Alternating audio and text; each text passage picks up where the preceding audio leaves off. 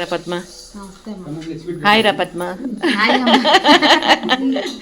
ఏం రా భోజనాలు ఈరోజు? రాగి ముద్ద, ముల్లంగి పప్పు, సాంబారు, వైట్ రైస్, ములకాయ తాలింపు, వడియాలు, కేసరిపాకు, అట్టుపండు, మిర్చిది, మజ్జిగ, మంచినీళ్ళు, అమ్మా నాన్న ప్రేమ, అభిమానం ప్రేమ. ఆరోగ్యం ఎట్లుందమ్మా? బాగుందమ్మా. బాగుందా? వంటింట్లో ఏమేమి పని చేస్తావురా? నేను సామాన్లు అవి కడుతాను, సామాన్లు అవి సర్దుతానమ్మా. సామాన్లు అవి కడిగి సామాన్లు సర్దుతారా? నువ్వు ఒకటే కడుగుతావా అన్నీ? ఇంకెవరిన కడుగుతారా? ఎవరెవరు కడుగుతారు సామాన్లు? ఒకసారి వీళ్ళు లెక్కేసి చెప్పు, పాత్రలు ఎవరెవరు కడుగుతారు?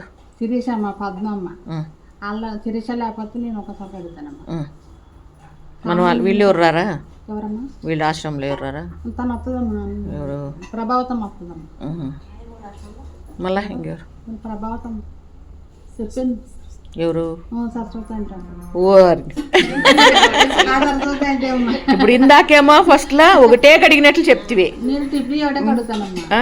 టిఫిన్ చేస్తారు కదమ్మా, అయ్యో మట్టికి ఒకదాన్ని ఒకదాని అంటే అప్పుడు అది డీటెయిల్గా చెప్పాలి కదా నువ్వు. టిఫిన్ చేసి నేనే కడుగుతానమ్మా. అవునా?